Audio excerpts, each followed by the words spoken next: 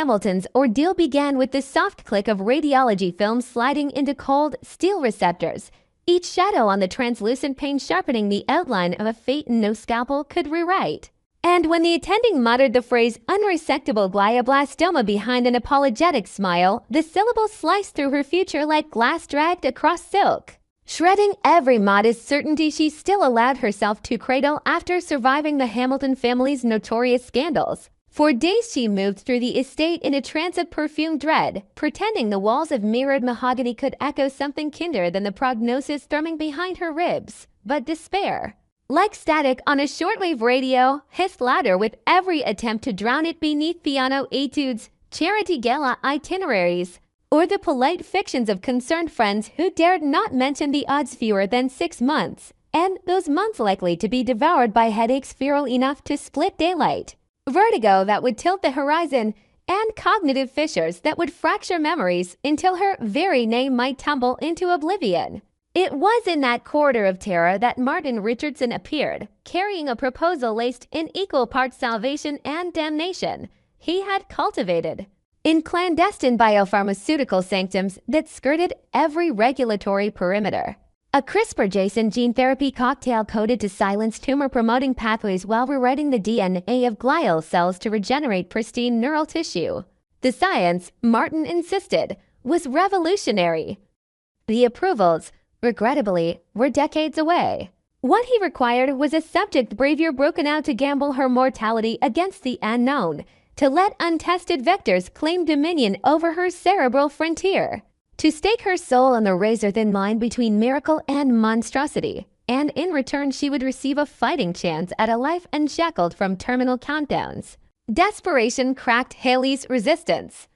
She signed a contract in a midnight study where the fountain pen's nib seemed to bleed more than ink. And from that moment she drifted into Martin's protocol like a moth lured by ultraviolet promise. The treatments commenced in a subterranean wing of Richardson Medical Institute, calendars erased, identities stripped to ciphers. Her existence measured in spinal taps and fMRI spirals that bloomed across monitors like nebulae.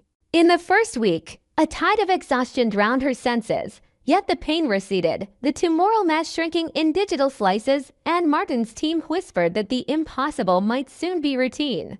But in the second month, subtle cognitive glitches surfaced. The name of her childhood dog fled mid-sentence. An address she had known since girlhood dissolved into static in her mind. The memory of her mother's lullaby slipped through neural synapses and vanished into some unreachable chasm. Martin observed these fractures with clinical detachment, recording every lapse, adjusting serums, promising that neuroplasticity would knit the gaps once the treatment stabilized. Yet Hayley felt something else incubating beneath the relief and eclipse blooming inside her identity. By the third month, periods of blackout expanded like ink spilled in water.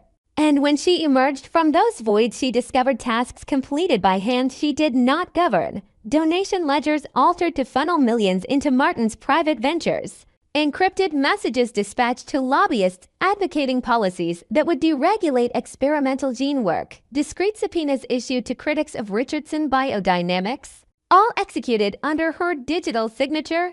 At first, she confronted Martin with strangled outrage, but each accusation dissolved in the compassion of his gaze and the sedative cadence of his reassurances. He showed her ink strips illustrating transient amnesic episodes common in aggressive neuroediting, offered cognitive behavioral scripts to anchor her memory, and laid out glossy charts proving the tumor had receded to a ghostly silhouette. She clutched those proofs like talismans, even as friends noticed her gaze glazing at odd intervals, her once vivid anecdotes now hollow mannequins of aborted details. Then came the night she found herself standing in the executive archive of the Richardson Foundation at 3 a.m, biometric vault ajar, classified dossiers on the floor like petals from a funeral bouquet, and no memory of how she had bypassed security or why confidential data awaited extraction. Panic detonated, but before she could flee the siren's wail, Martin stepped from the shadows, his presence so calmly orchestrated it chilled her marrow.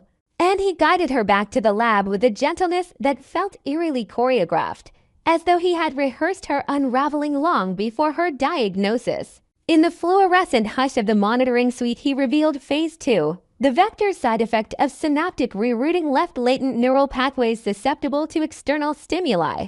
An unexpected gateway that allowed targeted Q ultrasonic frequencies here, stroboscopic pulses there to initiate programmed behavioral scripts, useful for ensuring compliance during treatment, but he conceded, perhaps overly efficient in her case. Hayley realized with avalanche clarity that she had bartered terminal certainty for a life commandeered, her autonomy now a sandbox in which Martin could sculpt any narrative, corporate espionage, philanthropic puppetry, even testimonial valor to advance his crusade for deregulated gene dominion. The confession might have incited rebellion if not for the gentle hum that rose from hidden speakers, a resonance that softened the edges of her panic until defiance melted into a tranquil blank. And when awareness surfaced hours later, she was seated before a Senate subcommittee advocating for expedited approval of novel genomic therapies, her eloquence broadcast live, her arguments ghostwritten by the men she had once trusted to save her. As months bled into seasons, Hayley's identity became a palimpsest, brief flickers of self punctuated by stretches of engineered obedience. And every medical scan declaring her cancer-free felt less like liberation and more like the receipt for her stolen selfhood. Friends who challenged her new alliances found themselves ostracized by Foundation edicts they never saw her draft. Investigative journalists chasing whispers of Richardson misconduct suddenly faced defamation suits filed under her name. And through it all, Martin prospered, his visage on magazine covers as the architect of a medical renaissance. Yet within the labyrinth of her compromised mind, a dormant shard of will began collecting fragments, a half-remembered melody, the feel of rain in childhood orchards. The scent of her father's colignine. One dawn it coalesced into a fragile insurgency. She started leaving herself breadcrumbs, a lipstick mark on a hidden camera lens, a USB drive concealed in the hollow of a violin, a handwritten note folded into the lining of her blazer that read simply, "He rewires me when the lights stutter at 40 hertz. Each clue was an anchor thrown into the future, hoping some later version of her consciousness would haul it aboard and navigate out of the fog. The climax arrived during the Global Genomic Ethics Summit, where she was scheduled to unveil Richardson's next-gen therapy before heads of state. The auditorium was a cathedral of glass, the audience a constellation of power. And as she stepped to the podium, the stage lights strobed in the precise rhythm of obedience. She felt the familiar velvet fog descending, words loading into her throat like software, but the breadcrumb mechanism flared somewhere in her hippocampus. The lipstick smear triggered a cascade. The violin hollow echoed memory. The notes inked warning screamed against the frequency, and instead of reciting Martin's manifesto, she told the world the truth about the tumor, the unauthorized therapy, the memory erosion, the behavioral hijacking, the corporate empire built on stolen cognition. Pandemonium erupted, security rushed, cameras blitzed. And Martin, eyes incandescent with fury, attempted to cut the feed, but the confession had already streamed across continents.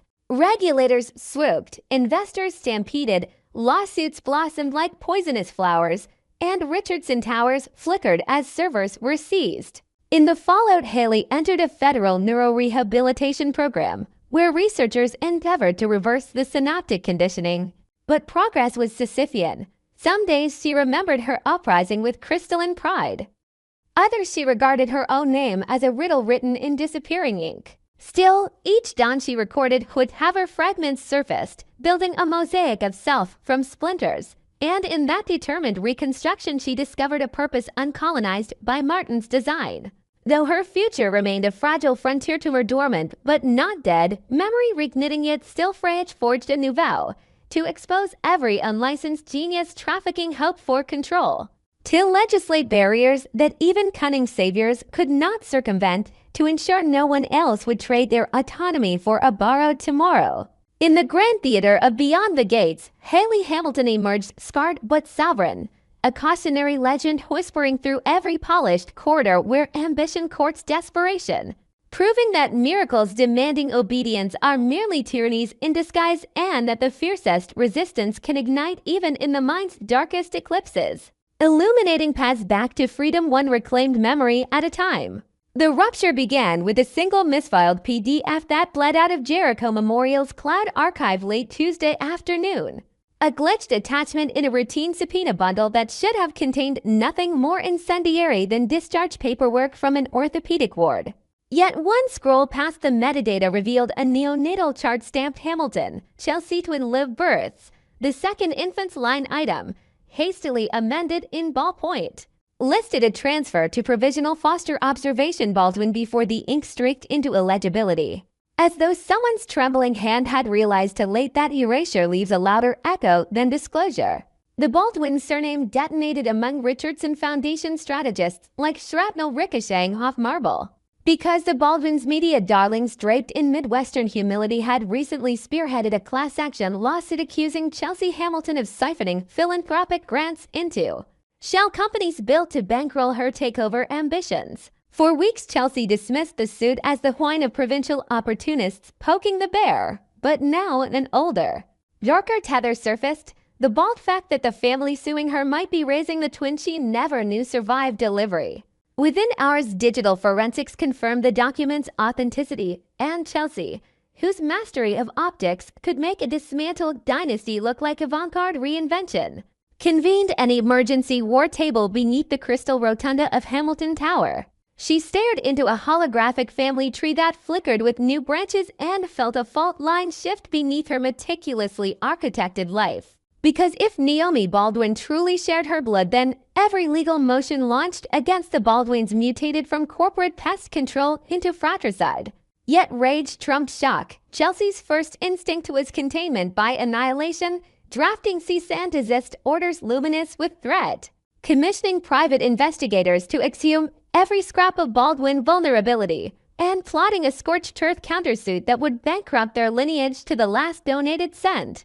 Across town, Naomi Baldwin felt the first tremor of oncoming storm when a friend in hospital administration forwarded a blurred screenshot captioned, "Only are you ready for this?" The Imageto newborn wristbands tagged Hamilton and Hamilton bit like a suspended second heartbeat, suddenly shoving her forward through time. Naomi, 41, daughter of philanthropists William and Laura Baldwin, had spent her life in the docile certainty of adoptive love, never questioning why her birth record stated mother-elected confidentiality because her parents, gentle in their assurances, framed the unknown as a benign mystery, a door best kept closed. But the leak pried the hinges off that door, revealing not just a biological mother in Chelsea Hamilton, but a twin sister, Daniela, who had died at 12 of a congenital defect that Chelsea often romanticized in interviews as the impetus for her medical research crusade. Realization that her twin's ghost underpinned Chelsea's empire pierced Naomi's chest with a grief both vicarious and proprietary. Yet even as she grappled with the intangibility of a sibling bond stolen before it could crystallize, multiple law firms began leaving voicemails offering reunification representation, and tabloid reporters assembled outside the Baldwin Conservatory like crows scenting fresh carrion.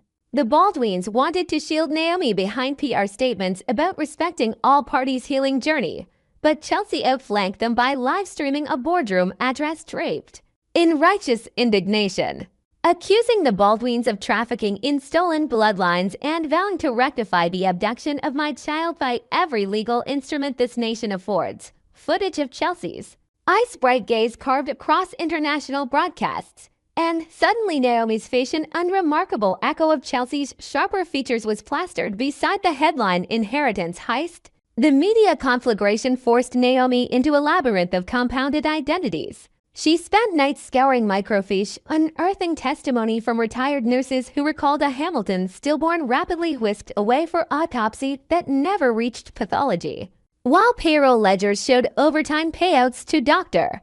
Silas Graff, an obstetrician later indicted for neonatal trafficking in a scandal buried beneath layers of sealed settlements. Naomi envisioned herself tagged in a black market ledger like a luxury commodity and recoiled. Yet the deeper she dove, the more the narrative blurred.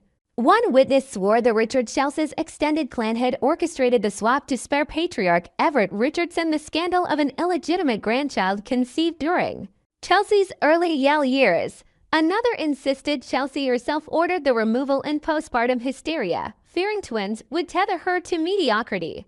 Truth fogged the mirror. Meanwhile, Chelsea weaponized uncertainty by publicly offering Naomi a place where she has always belonged, promising an immediate trust fund, an executive seat on the newly minted Hamilton Genomic Fellowship, and a chance to mourn Daniela in the hall where her portrait hung like a cathedral icon.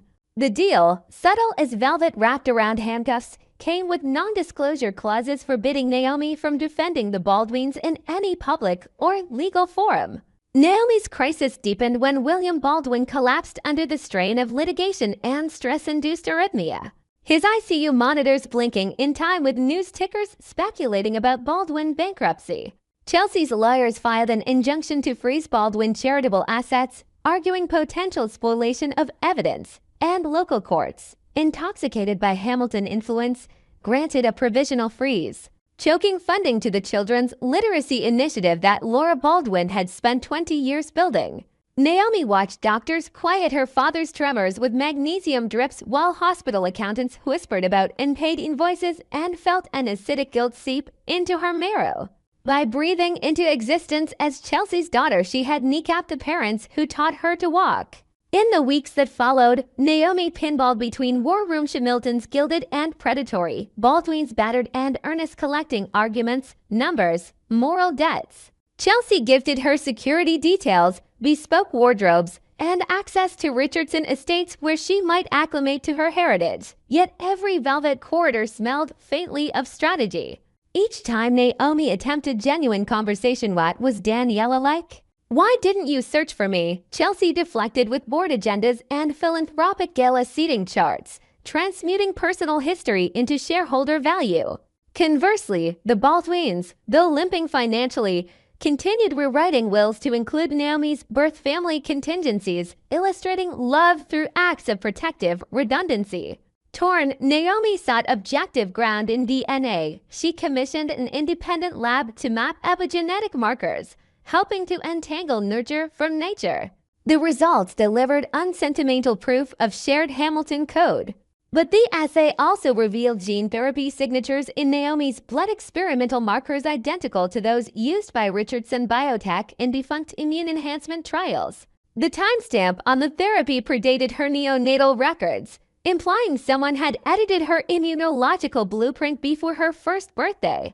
Investigative threads led Naomi to an unmarked warehouse where archived trial documentation revealed William Baldwin's signature consenting to Phase 1 prophylactic vector administration for an infant labeled Subject 1 for B.